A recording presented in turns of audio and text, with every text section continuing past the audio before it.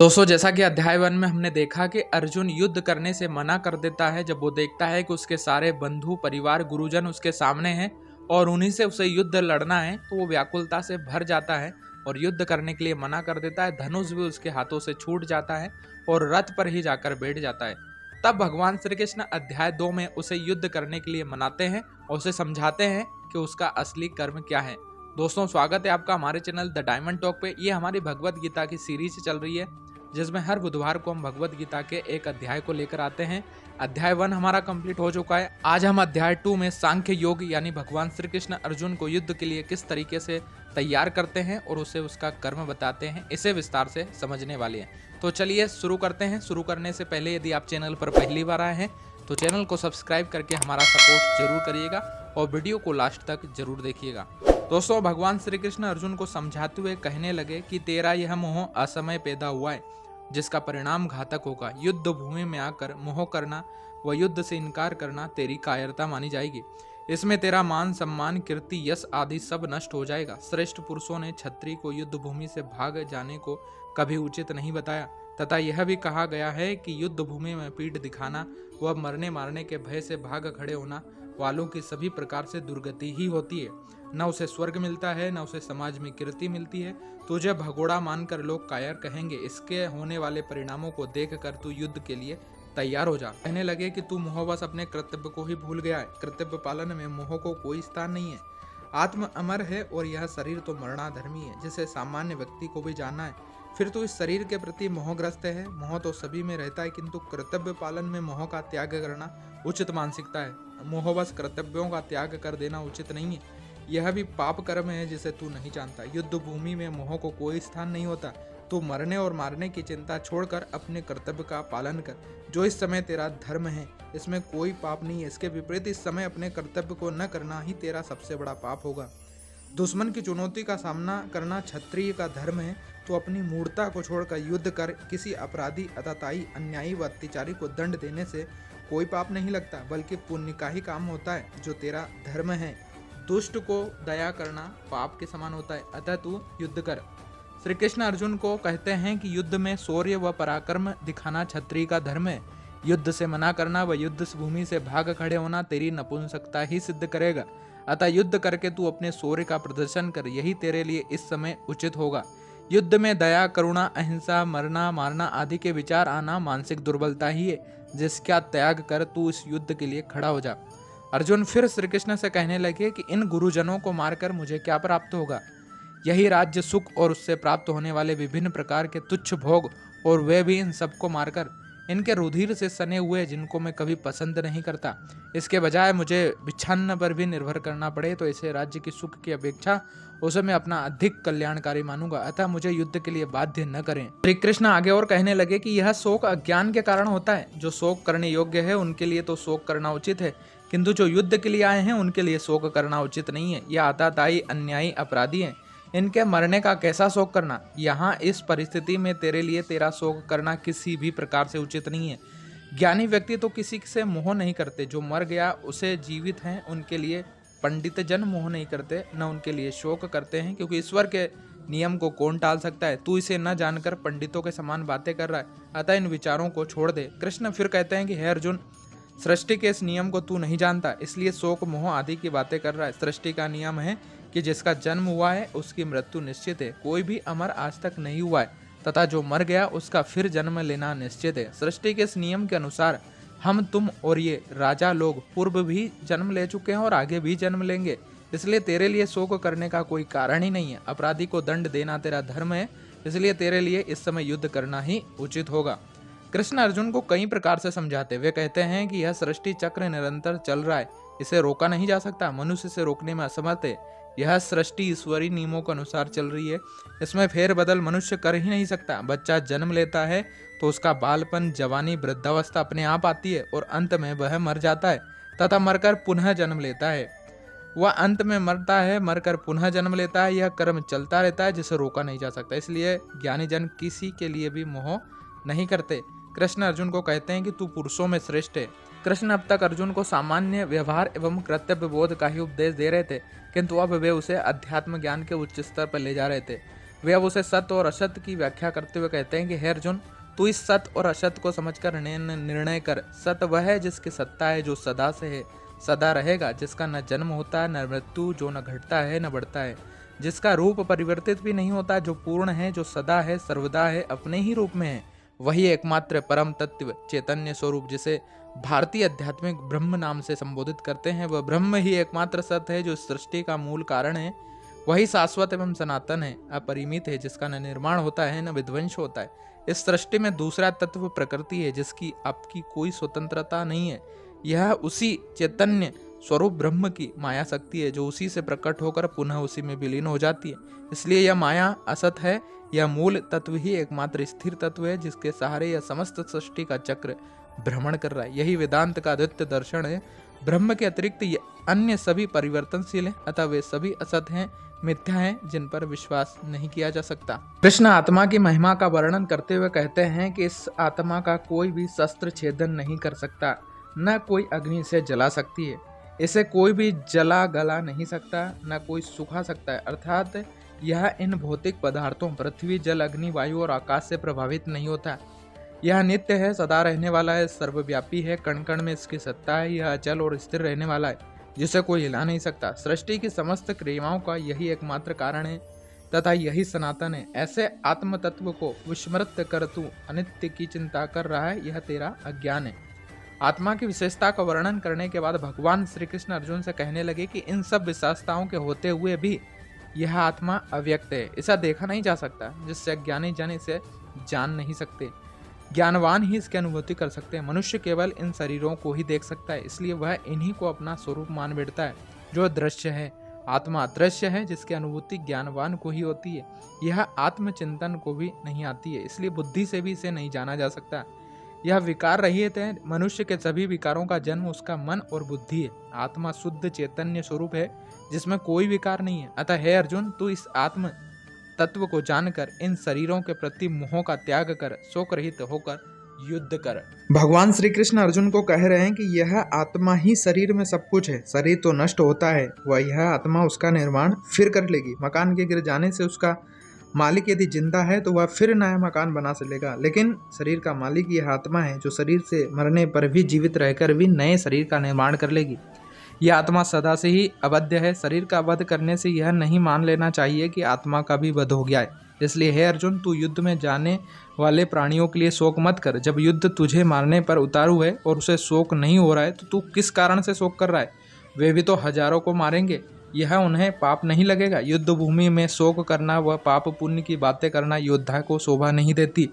अर्जुन के लिए युद्ध करने से इनकार करने पर भगवान श्री कृष्ण ने उसे कई प्रकार से समझाया। ये कोई सामान्य व्यक्ति द्वारा समझाई गई विधि नहीं थी, बल्कि पूरा का पूरा कर्तव्य ज्ञान, योग, भक्ति आदि का उपदेश था। इसमें धर्म, अधर्म, पाप, पुण्य आदि का भी स्पष्ट रूप से विवेचना हो गई थी। अर्जुन को सर्वप्रथम भगवान श्री कृष्ण ने आत्मज्ञान का उपदेश दिया कि मनुष्य शरीर नहीं बल्कि आत्मा है। शरीर के मरने पर आत्मा नहीं मारी जाती। इसके बाद उन्होंने उसे धर्म और कर्तव्य का उपदेश दिया, क्योंकि अर्जुन बराबर धर्म, अधर्म व पाप पुण्य की बातें कर रहा था। इस पर कृष्ण ने उसे धर्म की बात कही कि हे अर्जुन, तू धर्म अधर्म की बातें कर रहा है, किंतु तू अपने धर्म को नहीं देख रहा है कि क्षत्रिय होने से युद्ध करना ही तेरा धर्म है। तुझे आज युद्ध से भय क्यों लग रहा है? तूने पूर्व में भी कई युद्ध किए, उस समय तुझे भय नहीं लगा, फिर आज तू भय क्यों लग रहा है? उस समय तूने कभी पाप की बातें नहीं करी, फिर आज की पाप की बातें क्यों कर रहा है? हे अर्जुन, क्षत्रिय का मुख्य धर्म ही युद्ध करना है। इसी से उसको सम्मान मिलता है व उसका यशोगान होता है। यह युद्ध धर्म युद्ध है। धर्म की रक्षा के लिए क्षत्रिय का युद्ध करना उसका पावन कर्तव्य है। यदि तू युद्ध नहीं करेगा तो धर्म की रक्षा किस प्रकार से होगी? ये कौरवों जो अधर्म और अनीति पर उतर आए हैं, उनको युद्ध द्वारा दंड देना क्या तेरा कर्तव्य नहीं है? यदि तूने युद्ध नहीं किया तो ये अधर्मी सर्वत्र अधर्म ही फैलाएंगे, जिसका दायित्व तेरे पर ही होगा और समाज तेरी निंदा करेगा। युद्ध में अपना शौर्य दिखाना तथा पराक्रम दिखाना तेरा कर्तव्य है, अथवा कायरता दिखाना। अतः अपने कर्तव्य का ध्यान रखकर भी तुझे युद्ध करना है। तेरे लिए इससे बढ़कर कोई कल्याणकारी कर्तव्य नहीं है, इसे याद रखना है। कृष्ण फिर कहने लगे कि देश और धर्म की रक्षा के लिए युद्ध करना क्षत्रिय व का कर्तव्य है। पहले तो तू रजोगुणी प्रकृति का है, जिसमें युद्ध करना तेरा स्वभाव है। फिर तू क्षत्रिय है, जो युद्ध में कभी पीठ नहीं दिखाता। अन्यायी और अत्याचारी के विरुद्ध युद्ध करना तेरा कर्तव्य है। क्षत्रिय तो युद्ध में मरकर स्वर्ग जाते हैं, क्योंकि वे अपने कर्तव्यों का पालन करते हुए प्राण गंवाते हैं। यह तुझे सौभाग्य से अपने प्राण प्राप्त हुए हैं। यदि तू उसमें मारा गया तो तेरे लिए स्वर्ग का द्वार खुला हुआ है। वह क्षत्रिय भाग्यशाली है जिसे युद्ध करने का अवसर अपने आप मिल जाता है। अतः युद्ध करने से भागना तेरे लिए शोभा नहीं देता, इसलिए तू इसके लिए युद्ध के लिए तैयार हो जा। अर्जुन कह रहा है कि मैं अपने बांधवों को और गुरुजनों को मारूंगा तो तुझे पाप लगेगा। वह केवल किसी को मारने को ही पाप समझ रहा है, जबकि युद्ध में अपने कर्तव्यों को भूल गया।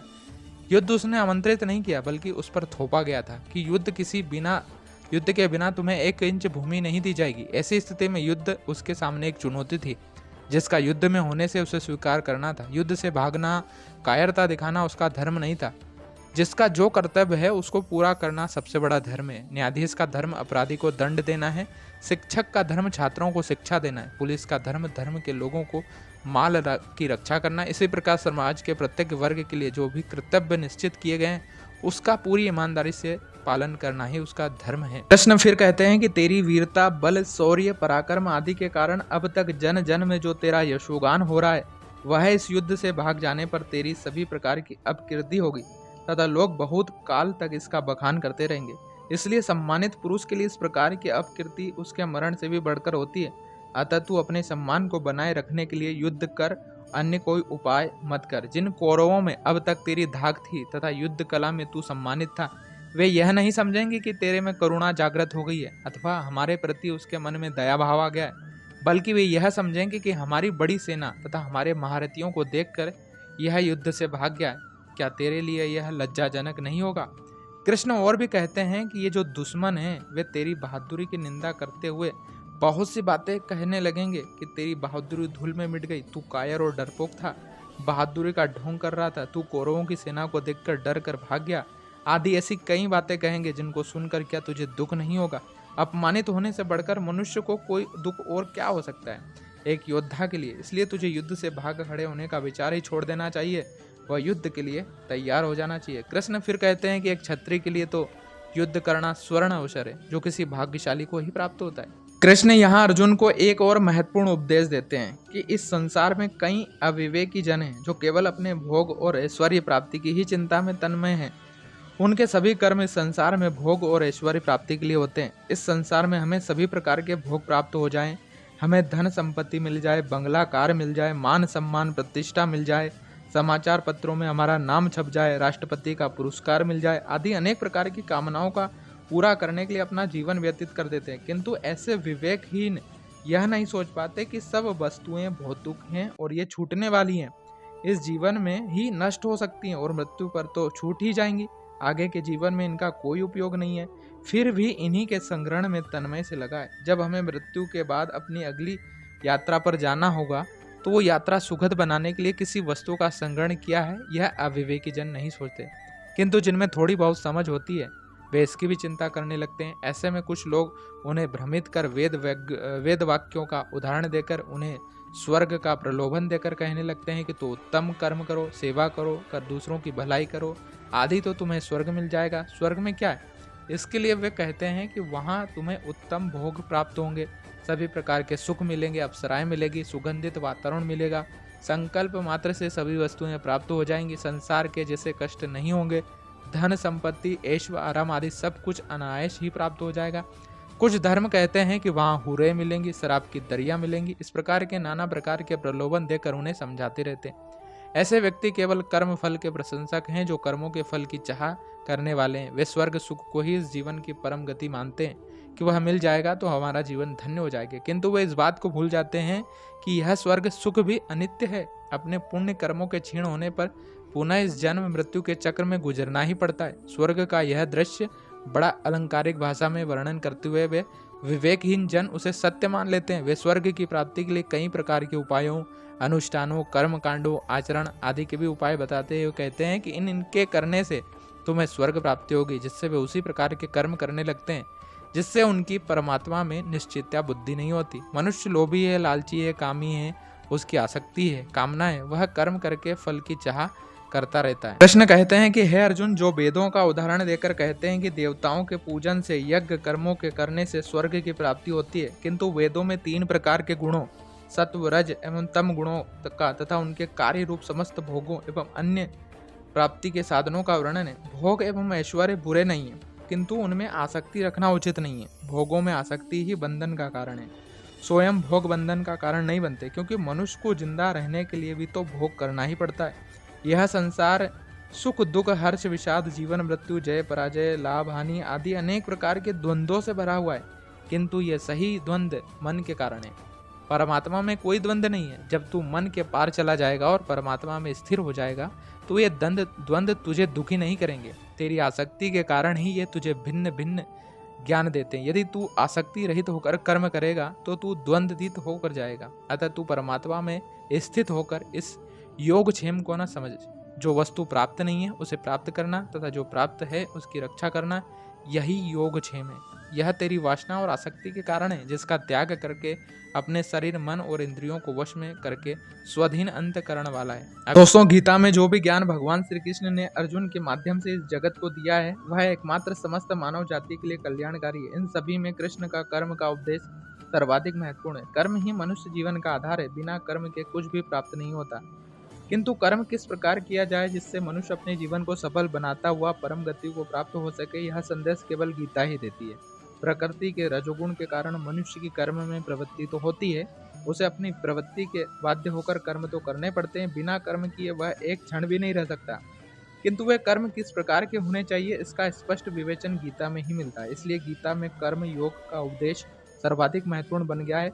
अन्य सभी उपदेश इसकी अपेक्षा गौण बन गए। अर्जुन कर्म त्याग की बात कर रहा है कि मैं युद्ध नहीं करूंगा। ऐसी स्थिति में कर्म का उपदेश ही महत्वपूर्ण बन जाता है।